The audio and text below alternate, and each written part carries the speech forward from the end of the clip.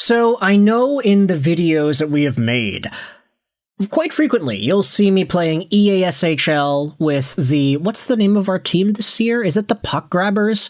Or is it the Costco guys? I don't know. It was one of those, but you might remember Brett.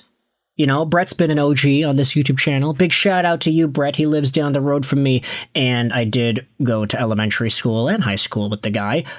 We've been playing NHL video games together, literally for over a decade. And he still shows up in the gameplays that I have in 2025, 2026. He was at the Vancouver Canucks game yesterday, December 8th, 2025, against the Detroit Red Wings.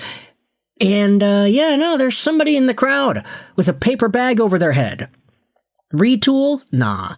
Rebuild? Nah. Sell? Hell yeah! Hashtag sell the team at Francesco Aquilini. Vancouver business leader. How about Vancouver? Okay, we're not going to toss any mud here. I want my channel to continue to be monetized on YouTube. Yeah, that's a good idea. Let's calm down. But Brett had a pretty interesting experience. I wanted to share that at the beginning of this video before we dove into what it is I wanted to dive into. I wanted to talk about the situation in Vancouver down the middle. Yes, there are multiple situations that you can say exist in regards to trades. You can talk about Quinn Hughes, you can talk about Kiefer Sherwood, you could talk about Tyler Myers, you could talk about Derek Forbort, you could talk about Evander Kane, you could talk about pretty much anybody that exists on this team. With the exception of maybe, I don't know, who's untouchable in Vancouver? Braden Coots? Yeah, it's probably just him, I guess. Even EP40 shouldn't be seen as untouchable at this point. But anyways, down the middle, Vancouver had a very particular Czech player that was supposed to be the team's second-line center for the year. Filip Chytil, everybody, 26 years old, 6'3", 209, a left-handed guy, former first-rounder by the Rangers in 2017. He's a guy that I think, based off of the way Vancouver management and coaching staff was talking about him, you would assume that he was going to be the bee's knees. You would assume that he would be a legit second-line center for Vancouver, just based off of the belief that folks internally within the organization seemed to have had about him. But unfortunately, as we all know, Filip Chytil has missed so much time. He ended up getting hurt in the Washington game. He got absolutely trucked by, was it Tom Wilson? Not really too sure, I don't remember. And he finished off his little stint with 3 goals in 6 games played. Production? Fine. Honestly, like half a point a game is not the worst in the world. You could definitely get worse than that.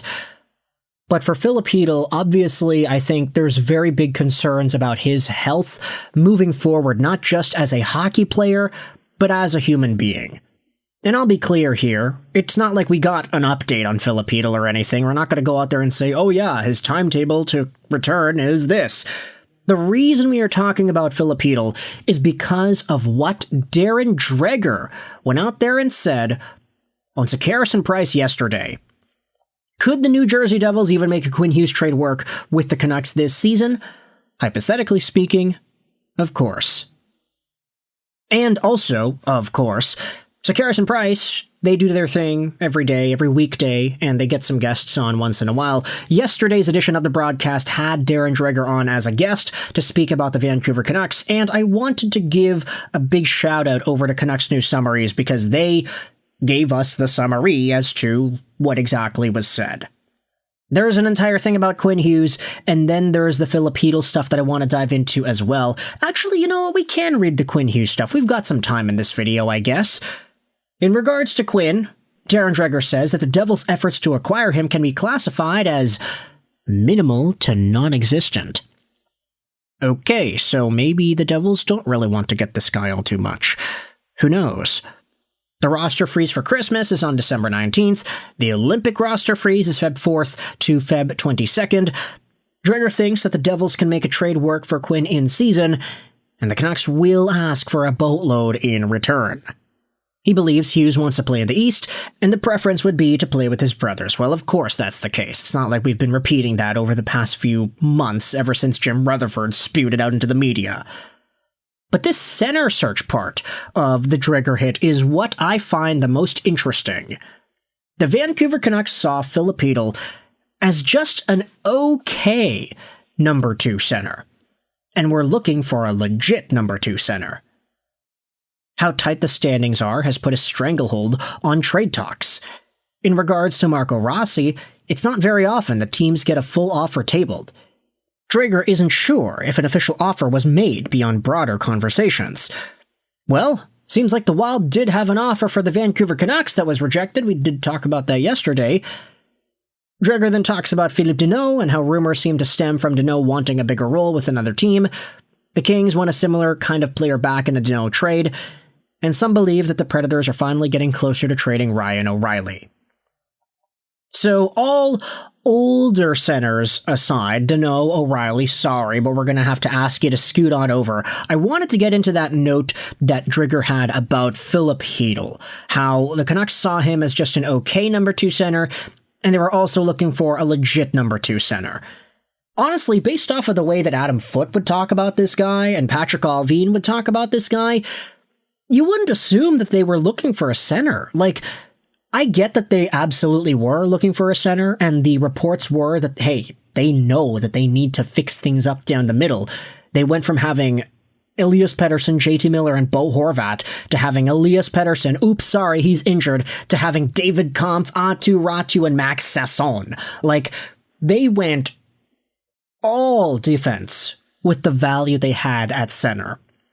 And in this summer's worth of an offseason, Filip Chytil, a projected 2C for Vancouver, was never really a guy that I think anybody had full faith in to be that number 2, despite the fact that Adam Foote was like, yeah, no, this guy's really good, he's really coming into camp, he's really working hard, he's got all these skills, and we're excited for him, he's going to get this opportunity, etc., etc., etc.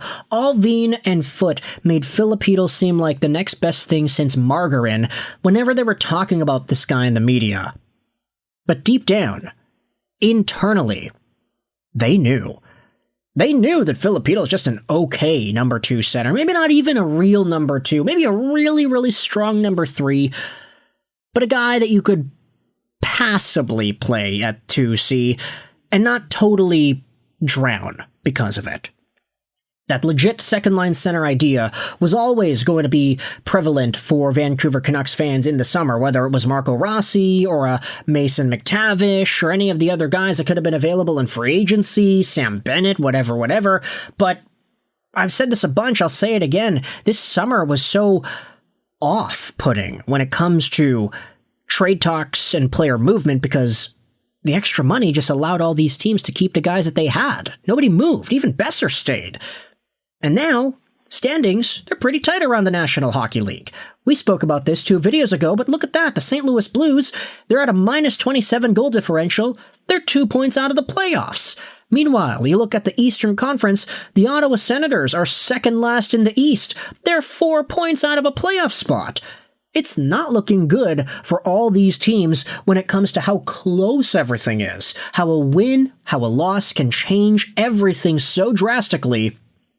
And as a result, it's not allowing teams the breathing room to take a step back and say, okay, we're actually not that great. Let's trade away our guys.